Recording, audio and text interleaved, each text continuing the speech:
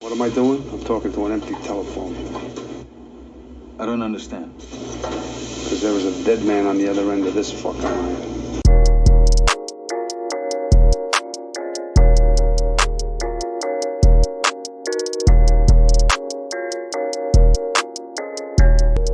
Disney eras, the Golden Age.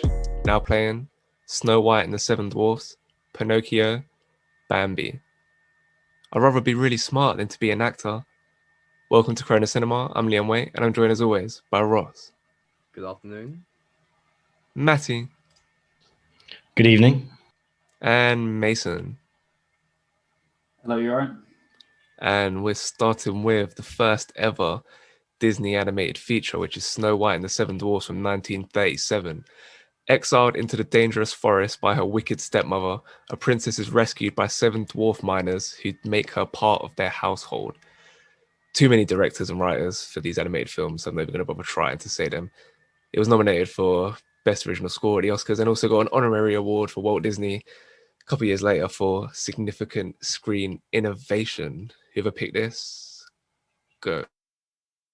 Yeah, I picked this because it's the original. I think when I was thinking of what to pick, I was kind of torn. I like Dumbo as well and whatnot, but yeah, this was like the original one. So I thought we're gonna have to, if we're doing this week, we're gonna have to talk about it. So yeah, and as the oldest, the original feature-length film, it's got to have respect on its name. Like the animation might not be as fluid in this one as some of the others, but it's still incredible considering it's almost 85 years old. And more onto that as well. There's no lack of like the stunning visuals in it, kind of all the forestry, the animals, all the tiny details they put in it. And yeah, there's no fall behind or lack of imagination due to the age of the film and or the fact that it hasn't had like a predecessor to live up to. And even still, arguably one of the most like complete like films of these original bunch, like story wise. A lot of characters, a lot of like a full story. Yeah, a lot of interesting characters to kind of for the film to have in it as well. The kind of there's the 7 dwarfs, but like they've made a clear distinction between all 7 of them and whatnot. And I mean, Snow White's a bit of a weirdo, so is the witch, but that's okay. But as you say, it got nominated for best score as well, and I think that along with like that Hi Ho, when that's on, you can't help but sing along and whistle. It's one of them kind of catchy things. Da, da, da, da, da, da, da, hi ho. Yeah. Anyway, yeah. Yeah. I think considering all things considered, its age, the fact that it's an original, like the original. It's amazing in that respect. I think it's hard to compare these original Disney films with kind of the films like 40, 50, 60 years later and more, just because of the way cinema has moved on. But the fact that this was the first one meant it kind of broke the mold in terms of animation and like hand-drawn animation and whatnot being feature length and making its way to like the big cinemas and whatnot. It's incredible what it's achieved and what Disney has provided for everyone. And this was it. This was the one that broke the mold and was the first one. I reckon this is the most important film ever made, not because of the nature of the film or the story or anything like that, or even to do with like the animation, which is obviously also like a significant moment in history. But the fact that this, like, if this failed, then Disney goes like out of business and the next 8 years don't happen, and now Disney is like literally owns everything in the movie business. Like they own the 2 most profitable pieces of IP in the world in terms of Marvel and Star Wars, as well as everything else that they own, as well as Pixar, Fox now. Like, and all that could be traced back to this film being a success, and it was so close to not being that. I think now it's like, I think adjusted for inflation, it's like the 10th highest grossing film of all time, which is a bit mad. But yeah, it's a very significant moment in movie history. But I was worried a few minutes in that it was going to feel like really dated. Like I don't know, the first bit with like Snow White not even the scene with the mirror on the wall actually, but just the first bit with Snow White in the well and she was singing. I was worried it was going to be a tough thing to sit through. It would just feel like it's from 1937. Not even in terms of animation, just in terms of the style of the storytelling, which is a style that doesn't really happen anymore. And I thought, okay, this is just going to be for kids. That's what the worry might be. Like returning to these films, you're like, especially if you don't have as much nostalgia. Like I feel like our generation and like 20 years before that grew up with the 90s films like Lion King, Beauty and the Beast and all that. So you kind of have that nostalgia going in when you try to rewatch those. Whereas certain other films that they could just feel like they're for kids and they'd be a bit of a tough thing to sit through. But thankfully, after the first few minutes, I thought it was all right. It found its way to being quite an easy watch. I don't fully love it. Like you kind of recognize like the significance of it, but I don't fully love what's going on. Like there's not really much story to it, which was quite striking. I don't remember noticing that when I did watch this as a kid. I remember watching this like once or twice, but it is just mostly her in the house like bonding with the dwarves. There's not an awful lot of story going on there, which wouldn't be something that would happen nowadays. But yeah, an interesting thing to go back to and see where it all started for Disney. Mason, what was it like for you returning to Snow White and the Seven Dwarfs? Yeah, I feel like it's one of the ones that I probably didn't watch that much as a kid. Like I completely forgot about the song Hi Ho. So when that came on, I was like, shame, what the hell? That's been out of my memory for about 15 years. But I know what you mean about the story. It's kind of like, in my head, I feel like I picked up the story more than what it was, and I probably developed it more in my head as a kid than what was actually on screen. Like the whole like hatred of like the whole like mirror on the wall shit. I thought like that happened so much more in the film, and I thought like the Queen hating Snow White was so much more like in my face throughout. But it's kind of just the beginning near the end, and then it finishes. I completely forgot that as well, like how she dies and stuff like that. But I don't know. I think the only problem really with these films is that when it comes near the end, that it rushes so quickly. So like in this and Pinocchio, when you think both of them are dead, they don't really give you time to like even feel sad about it, because they show you one scene of them dead, and then it's like, oh no, they're alive, and then the film ends. Like it cuts pretty much straight after that. So I feel like if they had an extra 10-15 minutes on the end of each of these films, it'd really like develop them that much more. But going back onto them as an adult, I feel like I have a thing against Disney, like especially that old Disney like this at first. I feel like I'm just going to find it so cringy and so childish. But like you said, I can really see like the importance of Snow White, and all three of these films really, I think they have like a weight to them, and there's a reason why they are classed as like being so great. But I think this one's in the middle. I think out of the three films we watched this week, this one's in the middle to like in terms of like accessibility for adults. I feel like it's easy to watch and you don't feel too like restricted as an adult. I do like with this era, there was kind of like a darker vibe to some of the scenes that you didn't really get in a lot of the Disney films that came after it. I don't know why. Maybe that's the influence of Walt Disney. I think he did this era, then he was involved in like the wartime stuff, and then I think he was still alive in like the 50s with like Peter Pan and that kind of stuff. Then after that, that's when he was gone. But there was like more of a darker, kind of disturbing vibe to some of the scenes, especially in Dumbo. I watched Dumbo yesterday. I still vibed up. I don't know whether it's just because that's the one that I'd actually watched quite a lot as a kid. So I don't know, maybe that's why I do like it. But actually, I watched it yesterday. I was like, oh, this is calm. Very weird. That's only an hour, but still. But like that scene when she first goes into the woods, that's one of those where like you see like the green eyes of the animals like surrounding her when she goes into the dark wood. That's another like nice bit of animation, and then like the scores booming and all that kind of stuff. But there's just that dark vibe you don't really see in Disney. They're much more completely family friendly. They don't have that kind of imagery. So I thought that's a interesting part of this era. Also, like there's still little things that I can kind of get a kick out of in terms of the animation, like the cleaning sequence when she first arrives there with all the animals and like the squirrels sweeping with their tails and little like intricate details like that. I feel like a lot of it, you're just sitting there kind of imagining the effort that it took to put this to screen with all the intricate like details with this animation, because obviously it's all just hand drawn, laboriously getting through all of it, and it costs so much money as well. On top of that, like this film nearly couldn't be completed because they were just running out of money constantly. And also like some of the interactions between the dwarfs, they were quite funny. I thought like never like consistently funny, but it was enjoyable enough. A few genuine laughs. I thought, Matty, I feel like you're not going to be a big fan of this era of Disney. I feel like animation might be a bit tough for you. Is that right? Yeah, these are the films I definitely find the least watchable out of Disney, which I feel like more on me than on them. I mean, these 3 films this week, I've never actually seen any of them before, and yet I've seen every kind of Snow White film interpretation or remake kind of under the sun anyway. So it's actually quite a nice way to go back and kind of look at the roots of where this came from.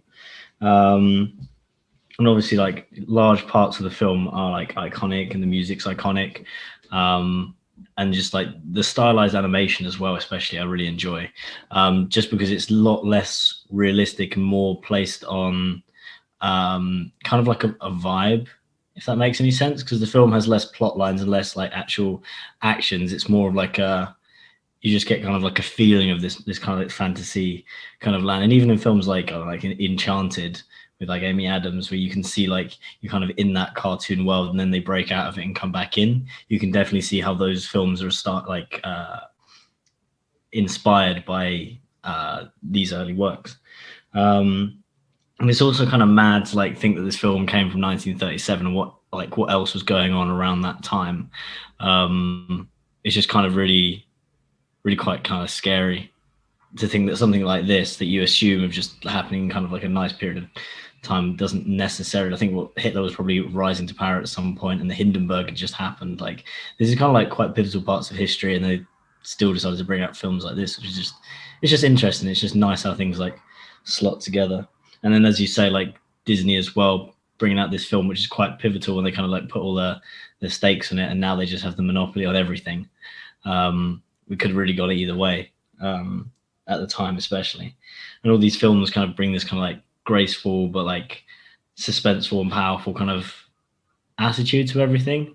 Like the suspense they use to build things up, nothing's rushed. And we'll talk about it a bit later, probably with Bambi, but like things that you know are going to happen are kind of like that you want to happen or you're waiting to happen are still teased, even though they're like famous parts of the film, which are really good despite the short runtime. And there are laughable, nice like kind of interactions between all the characters, and even given the film's age, you kind of like catch yourself laughing at things you wouldn't usually have laughed at. So definitely a pivotal point in cinema history. Yeah, like you say, with the stuff going on in the world at the time when these films are coming out, is quite funny. I think Pinocchio, was the first one where like they didn't have like the box office from Europe because of the war. So that's why Dumbo. That's why they kind of had to do Dumbo as well to save themselves again financially, because they couldn't make any money for both. Yeah, both Pinocchio. They would have been Fantasia as well, and then trying to recover themselves with Dumbo.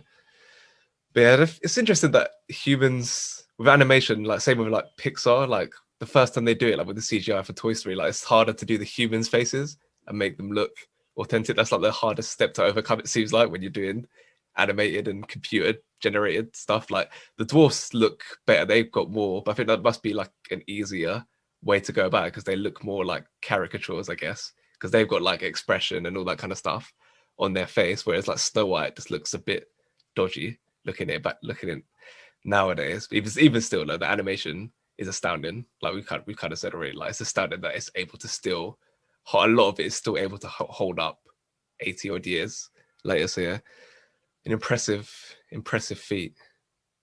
Okay, then let's get some ratings for Snow White and the Seven Dwarfs.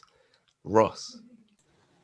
I think it's hard to rate this film because like what it means for cinema, like the grounds it broke, and like the way it shaped cinema today, kind of it's different to how good the film actually is as a story. So it's really hard to put like a rating on it, but I think I'll just go with an 8.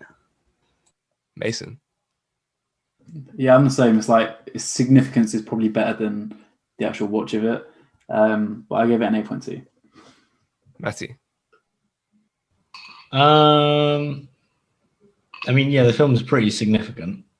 but I wouldn't say that necessarily entitles it to a higher spot on our ranks. But it does contribute to the weighting, so I'd probably give it a 7.8. Yeah, I'll go 7.8 as well. Why not? Okay, Pinocchio, the second Walt Disney Animation Studios film from 1940. A living puppet, with the help of a cricket and as his conscience, must prove himself worthy to become a real boy. Hella directors and writers again, which I won't be reading out, nor will I be reading out the cast, which I didn't say on the last one, because who cares? They were like, most of them are dead and no one knows who they are. None of them are famous. It's not like Lion King, where like you've got famous people at that point on the voice cast. So yeah, who cares? It's actually won Best Original Score and Original Song as well. And probably that song of it, I'm guessing that's When You Wish Upon a Star, that would be the song. And it's kind of become like the signature Disney song. So yeah, so a leg up for Pinocchio. So whoever picked this, you can now speak about it. So watching these films, I think Pinocchio was the one that I watched the most as a kid. It must have been Pinocchio and Dumbo were the ones that I definitely like smashed out as a kid. So it was really funny watching Pinocchio back, and it's so weird that as a child I just normalized this wooden puppet coming to life, and that was just like accepted straight away for me as a child. But as an adult, I was watching it on screen, I was like, it's a bit random, you know. I don't know why. Like, I don't know, 4-year-old me was just like, yeah, sweet, go on, Pinocchio, live your life as a human boy. But I think this film feels the most adventurous out of the three. I feel that's probably because you go to a lot of different places, like within the film, and having, what's it called, that island where all the kids go. You have like the island where all the kids go. You have Geppetto's house, stuff like that. You have the village where he lives. Then you have the whole like, underwater sequence as well. It feels like you're going on a much more of a journey, and I feel like I'm kind of flicking through an actual kids book as I'm watching it, because there's just so much going on with this one. I mean, I don't think it makes a lot of sense, to be honest. Like, I have no idea, and it's not really explained why the kids just turn into donkeys or anything like that. And then equally, the whole underwater scene is just so random. Like, Pinocchio just gets a letter and he's like, oh, your dad's been eaten by a whale, this whale that we've never heard of. And it's just like, okay, got to go save him. It's like, okay, cool. I feel like that was just pretty much, I mean, I've not read the original Pinocchio, but even still, I feel like for Disney, this was just an excuse to really showcase their ability to show animation of like underwater creatures and everything like that. Because to me, story-wise, it's so random. But other than that, I think this one felt like the most nostalgic to me, except other than Dumbo. It's just, yeah, it feels like quite an easy watch. Like I said, as an adult, it doesn't really make too much sense. But other than that, I think, yeah, this one just, it sits well with me. I think it's, I don't know why I like it. I guess it's probably just because I liked it as a kid. But yeah, it's not too bad, this one. Yeah, I think like you say, it's livelier, it's more creative. Like Snow White could feel a bit like stagnant at certain points. This one is constantly on the move, going to different places. Kind of a natural progression, I guess, from the first film, where they have a stab at it, get the animation going. Now it's kind of developed. I think even still they've come a long way. I think still in 3 years, there's still a lot more kind of breathtaking animation in this one. And like it's more kind of textured, like all the stuff with like the shadows. There's a lot of details like that within the film, which is still pretty mad. I don't know how they like pulled that off. I think another like key thing is the multiple villains throughout the story. I thought that was like a nice way to kind of structure it. Like you have like that, what's his name, the fox or whatever, that's kind of trying to lead him into the wrong places. And then you have the guy who runs the rolling circus or wherever it is, who's trying to keep him captive. And then you have the naughty boy, whatever his name is, who takes him to that island and then turns into a donkey. I like how they kind of spread it out in that way. Like, yeah, like you say, with the thing about how you rise at the whale is completely like manufactured. I feel like someone said, I I read somewhere like the writers, obviously there's like fucking 15 writers on this film, like there is for all these films. But like, I think one of them was kind of like, can we not think of something better to like, as an excuse for him to go down there? It doesn't really make sense. But they're like, just go with it. It doesn't really matter. Like you want to keep the film tightly paced and just have that excuse to just have that whale sequence is pretty mad. Everything they do there with the underwater, I don't know how they managed to do that in 1940. That's probably the most impressive bit for me. But Ross, what's your relationship to Pinocchio? Is this Was this you returning to it, or had you not seen it before? I had seen it before, but like I watched it ages ago when I was younger. I didn't really remember much. Obviously, I feel like we all remember like I'm a Real Boy, that kind of stuff. Jiminy Cricket, whatever he does like that. Yeah, I just remember kind of the simple stuff, but I didn't remember like how random this story was. Like I think it's kind of been said, like he's at home, then he gets kind of groomed into being taken to the like Geppetto's puppet thing, then goes to Pleasure Island, then goes to a whale. It's kind of like a mess of a story, but it works at the same time. So yeah, I mean, it's definitely better than I remember though. I remember not liking this that much as a kid, but watching it now, I think for some reason I get it more. Maybe, I don't know, but no, as I say, like I watch it now, and I think there were some moments I felt slightly uncomfortable with, just because like they basically were grooming him, and like there's one bit he goes, I take them to Pleasure Island and they never come back as boys, and you're just kind of like, what? Because obviously at that point you don't know that he turns them into donkeys or whatever. That's probably like some kind of, it's meant to mean something or something, but at that point you don't know that, and he just says that, and you're like, okay, mate. It's a bit weird, but like, yeah, I guess it is what it is, and it's a bit random, but I think they make it work. This yeah, and as I say, like the song "As You Wish Upon a Star" is so iconic. I think that's something I realized from this. It comes from this. Is one like this, like the third film ever, or something like that, and it's so iconic still, and they still use it at the start of whatever it is, that bit at the start of the films. That bit, you know what I'm talking about. So yeah, that's good. I like it. It's as I say, there was some bits I felt slightly uncomfortable with, but it was definitely better than what I remembered. Not gonna lie, I'd even pick up on that kind of stuff, like the kind of innuendo. It didn't even occur to me, because obviously that's a thing in it with Disney.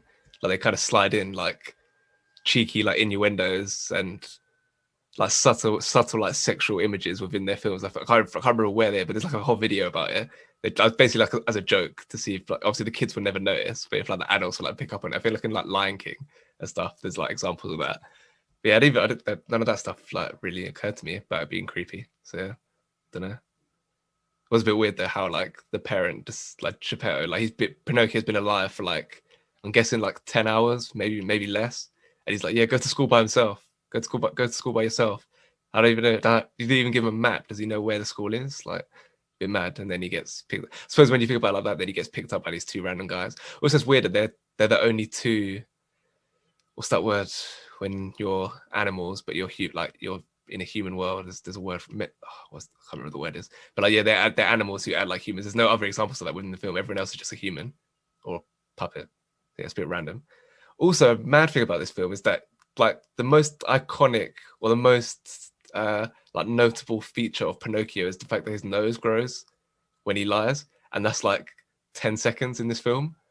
Legit only happens then. Like I don't know how that's happened. Maybe they just like kids or people, the audiences like latched onto that when the film came out. So Disney like marketed that as like a bigger thing going forward, and maybe in like the theme parks and stuff like that. I don't know if there's probably been like a Pinocchio TV series at some point. But watching it this time, I was like, I expected that to be like a key part of the film that'll play into the plot at some point. So yeah, it was a bit mad that it wasn't actually that prominent. May, was that something you were surprised at? Yes, it was actually. I was keep thinking back to Shrek 2 when he says he's wearing ladies' underwear and he says he's not, and then his nose grows. And I think that is like a very large part of the character, and yet I thought there'd be more pivotal scenes in the film where that would be important, or that would be kind of change the outcome. And I wonder if there's any parts of the film where he did lie and his nose didn't grow, where there's just kind of like a lapse in the writing, perhaps. But saying that, he's such a character of innocence, and you can see that because of how young he is. And throughout the entire film, he's like, someone will say something, you'll just take it as a truth, and they'll just lock him in a cage, and then he gets owned by someone else. Or like was it the fox and whatever that little thing is that goes around with the fox. I have no idea what it is, like a rat or something, like a shrew. I'm not sure. But yeah, I like the iconic music, and also the Got No Strings on Me. That just reminds me of Age of Ultron, Avengers for some reason, rather than actual Pinocchio. I think just because again I'd never seen this film before, and that's the only place I'd to put that music. But yeah, kind of like it's one of the darker films because it kind of just highlights the cruelness of like the world outside and how they'll take advantage of someone who has something of value and both is too innocent to perceive the dangers around them.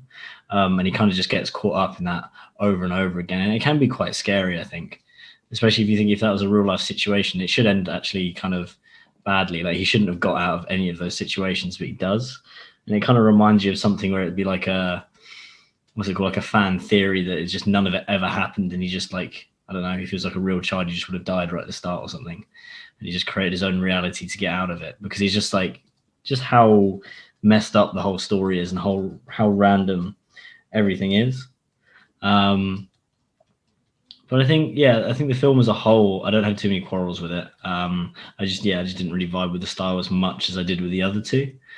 But there's definitely things for everyone to like kind of look at within this film.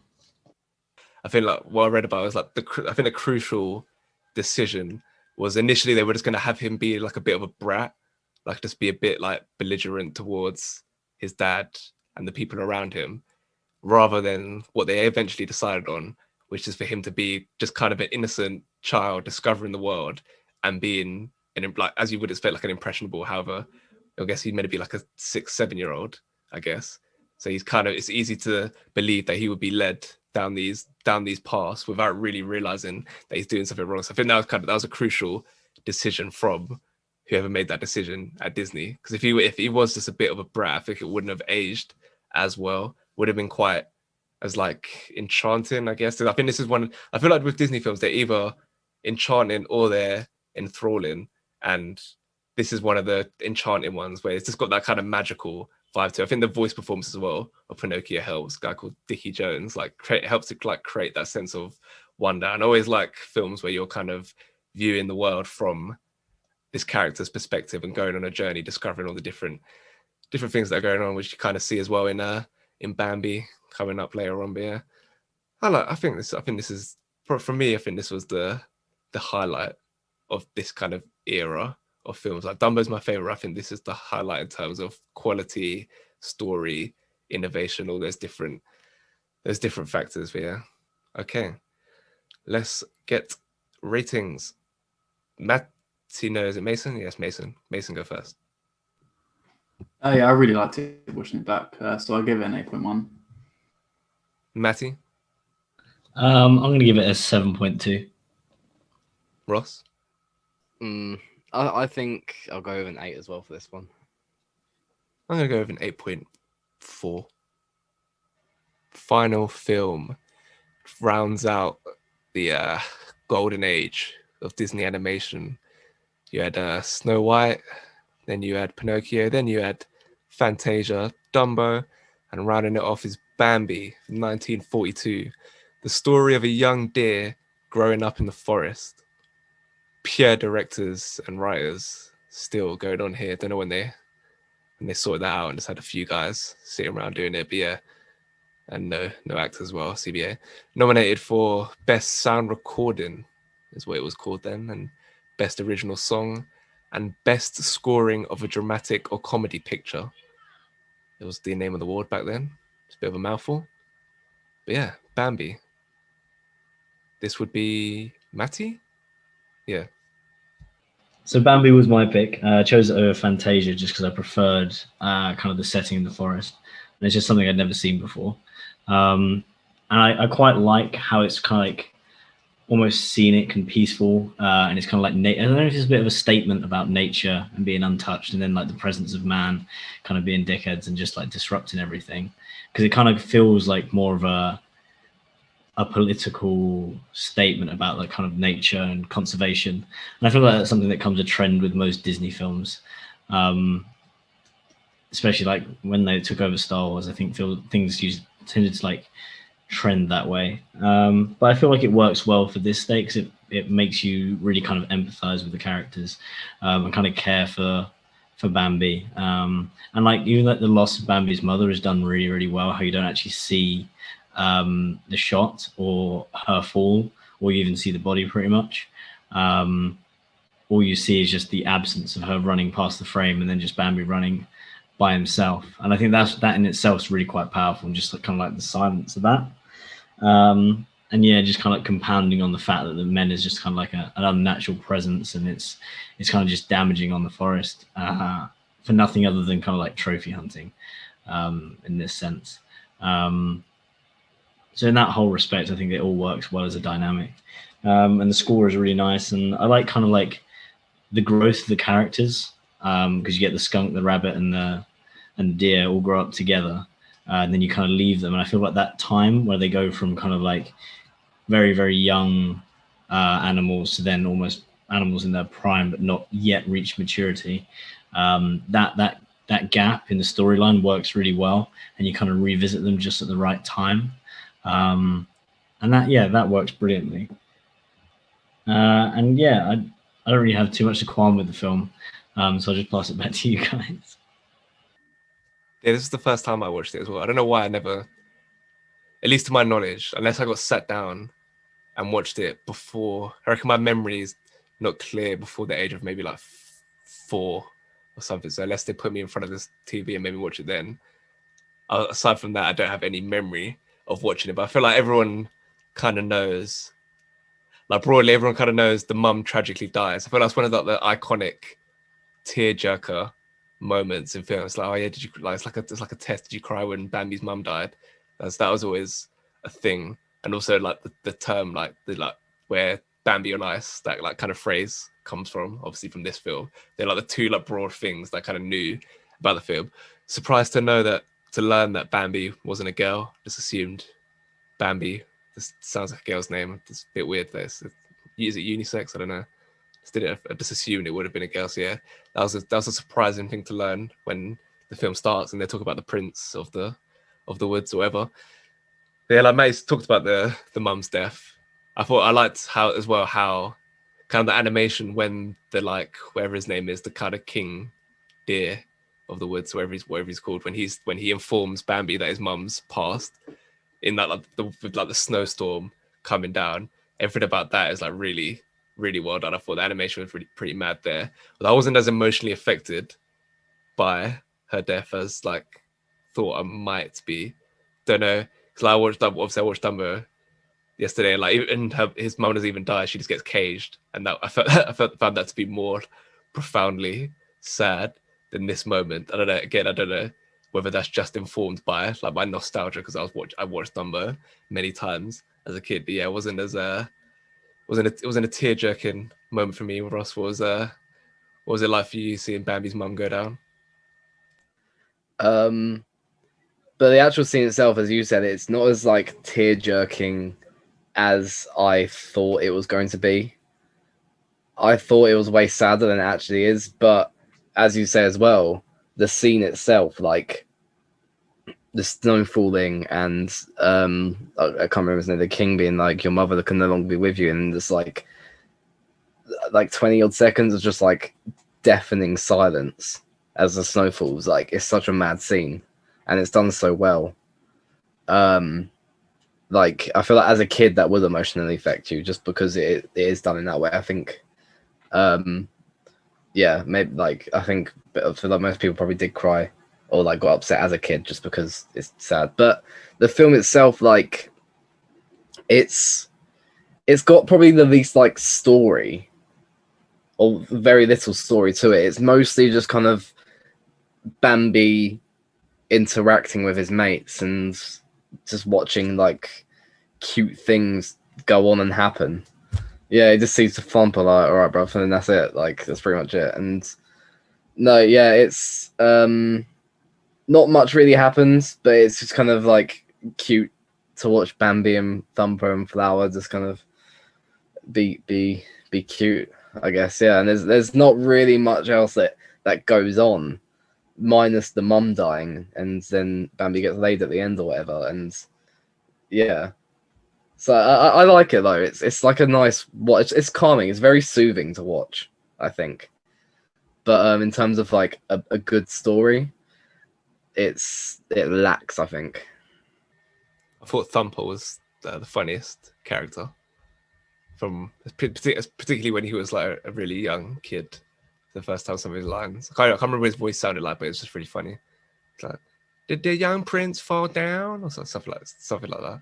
So I thought he was funny. He's a bit of a troll, but it might kind of touch on it. It was an interesting shift in style from the pre. Obviously, Fantasia's a whole different conversation, but like kind of from the other three more conventional like narrative films. Like this was a bit of an interesting way for Disney to go away from like kind of a fairy tale vibe to, like May says, yeah, just like an animal's attempt to survive under the threat of humans. Like an interesting approach, I thought, from Disney to go to round out this era of their films. May, so what do you think of that different style?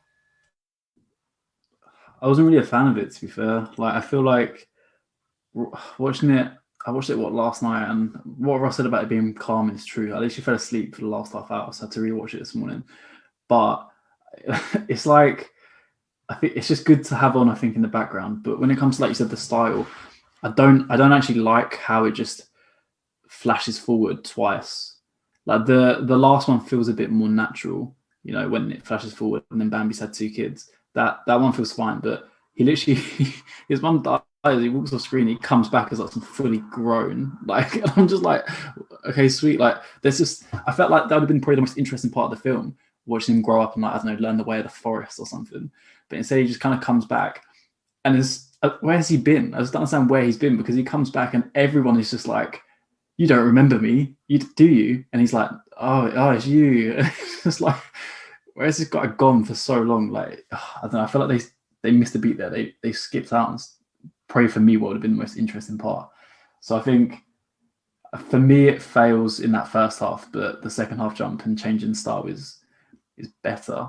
But I think the other two, I can see the short period of time, all three of them, sorry, I can see the short period of time that they cover, and it feels more like, that's what I expect from a Disney film, like a short story that makes sense and everything like that. But this one's just like, I'm going to give you the entire life of Bambi, but I'm going to do it in 1:20. It's just like, okay, sweet. It's kind of similar to what happens in The Lion King. Like, his kid goes into the woods, meets Timon and Pumbaa. Timon and Pumbaa. Then they do a little dance, do a little song, and then he's grown. It works there. That's it. I'll watch Lion King now. That's it. It's just like, shit, what's up? Okay. Yeah. So I guess that's a better version of eliminating a whole character's childhood. If you just put a nice song, and a bit of like music video vibe to it. Yeah. Overall, I found the music to be more compelling than the actual like journey that he goes on in this film. I mean, it's like, yeah, like, I guess that kind of feeds into the same idea that you talk about of it being like soothing, because the music's just kind of trundles along. It's a nice little story, not too much to be invested in, kind of exploring like the beauty of the natural world through Bambi's eyes, similar to like Pinocchio, I guess. Coming into the world and seeing how everything goes down. Yeah, not tremendously. I don't feel like it was as innovative either as the previous 4 films. Like, maybe Dumbo isn't on that same level. Maybe for me it kind of feels like it is, but yeah, again, like, I just don't know whether that's influenced by my personal relationship to that film. But I feel like even in Dumbo, like with the hallucination drug sequence with all the pink elephants, like, that was kind of just crazy thing to happen, and another new like step in animation, like the development of animation. Whereas this one, I didn't really feel like there was that much that stood out as like a new like achievement. Whereas I found that to happen in the previous 4. The only time a kind of felt close was the fight scene, where he's got I think he tries to get with that girl, and then another guy tries to compete for her, and they have a fight. It's almost like, it's like weird. It's like it looks like that 3D, like almost like metallic images as they like lock horns. So I thought that scene was pretty cool. But aside from that, there wasn't an awful lot that I found to be as like revolutionary. Especially watching all these films like in a contained, like over a course of like a few days, all these films in this era, this one didn't feel like it was as remarkable, I thought, as the other four. But yeah, it's still solid, still decent. So they're all just pretty good. At the end of the day, it's just hard to evaluate kids' films in the same way as we do with other films, especially when they're not like when we did Studio Ghibli Week, there's a lot more adult themes and stuff in those films to kind of dig into, whereas this is kind of more primarily kids' films. So yeah, it's kind of hard to evaluate, but overall, solid film. Okay, Matty, give me your rating for Bambi. Definitely not on the same kind of level because of like the tonal shift compared to the other two. So I'd probably give it a 7.1. Ross? Yeah, definitely not as strong as the other two. So, yeah, 7.2. Mason? I don't really think it's on the same level as the others, to be fair. So I gave it a 7.4. I'll give it a 7.5. Okay. Ross can round up those ratings and see where they sit this week and overall. And he'll be announcing those once he's collated the information and calculated the averages. When that's all done, he'll have a few figures that he'll be able to communicate onto the podcast, where he'll show where the films sit in terms of their order of this week, and then he'll determine where the films rank out of the 103 films that we have now done on the podcast. So take it away, Ross. Right. So, in third place this week, we have Bambi, 7.3. In second place this week, we have Pinocchio, 7.9. And in first place, we've got Snow White and the Seven Dwarfs with an 8.0. Yeah, I think Matty's low rating for Pinocchio brought it down. Not to say, yeah, it's film's subjective, you know. Right, so anyway, on the overall rankings, Bambi is with a 7.3. Yeah, it's 93rd between Crazy Heart and The Breakfast Club. I think it's weird because it's 93rd sounds bad, but we just have we've done a very high standard of films overall on the podcast, so it's not bad, not to say it's bad. Pinocchio with its 7.9 on par with The Artist at 59th. And then Snow White and the Seven Dwarfs with an 8.0 is on par with 127 Hours at 55th. Tense for Pinocchio there. Okay. No act of the week. But favorite character? Matty. My favorite character would probably be the Great Prince of the Forest from Bambi, just because like the amount of respect he like carries when he just walks in. He doesn't even say anything. He just stands there and just everyone's like paying him respect. So probably one of the strongest character presences without actually doing anything. Yeah, I liked him. And you finally said his name after us just referring to him as like the king previously. Yeah. Ross? Well, I can't go with Pomone, so I think I'll go with Doc, the dwarf. I think just the way he kind of bumbles on about everything and nothing and just always gets his words wrong. Like, I resonate with that. I do that all the time. So, yeah, I like that from Doc. Good going. Mason. I've gone with Thumper. I feel like he gives me the best energy as an adult. He's just like, he's a bit of a joker, like you said. He, I think, yeah, out of all three of the films, he was one I found myself kind of creasing at. Like, I don't think I was even laughing with him. I was kind of just laughing at him because he's just like they all said, he's just a troll. And because he's like a rabbit, it's even funnier because he's so small and he's just there like creasing. And then his mum's always just like, what did I tell you? And he's like, if I haven't got anything nice to say, don't say it. So yeah, I'm going with Thumper. I'll go with Dumbo. He didn't do Dumbo, but I'm going to go with him anyway because Dumbo's sick. You should watch it. Really weird how it ends though. It's such a rush. I feel like Mason said that as well for like in general with these films, but Dumbo is such a rush. Like I'm gonna spoil it right now because no one cares. It's Dumbo, but like he like flies when he flies at the end. He literally flies, and then that's it. His mum's out of the cage now, and they're on their way. They're home. So yeah, Dumbo wins from the Golden Age era podcast. It's the easiest one to watch all of the films. I think for the wartime era, there's like maybe like 7 films. But after that, like the eras include like 10, 15 films. So I don't know if I'll be able to watch all of those in a weekend. So yeah, so this was nice introduction into Disney. Nice to be back. Yeah, I wish this was a Pop Vinyl Award for the last time because I'm going to change this category next week. Yeah, Ross. So they all have like individual pop vinyls anyway. So we've got to come up with an original idea. So I think if they just did like a triple pack of just like Bambi, Thumper, and Flower, that'd be sick. So yeah, I'll go for that. So do they have like that? What's it called? The Great Deer of the Forest. I think they've only got like main characters really. He's probably not there. Nah, the Great Prince of the Forest. Great Prince. Yeah. I have him.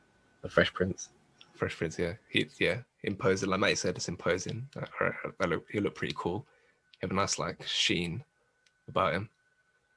Okay, that's all we've got time for. At Corona Cinema on Instagram, the gram, Spotify, Apple, we're new edition on Apple Podcasts, iTunes. I don't really know like how it works. Is iTunes the same thing as Apple Podcasts? I don't know. I don't have Apple products, but yeah, if you do have Apple products, you can now listen to the podcast on it. Google Podcasts, Amazon Music, Stitcher, Podbean. Next fortnight, we're doing the 3 Flavors Cornetto trilogy, which is in this order: Shaun of the Dead, Hot Fuzz, and The World's End. Until then, go well. Cheers. Bye. Cheers. We're really bad at that. Gets worse every time.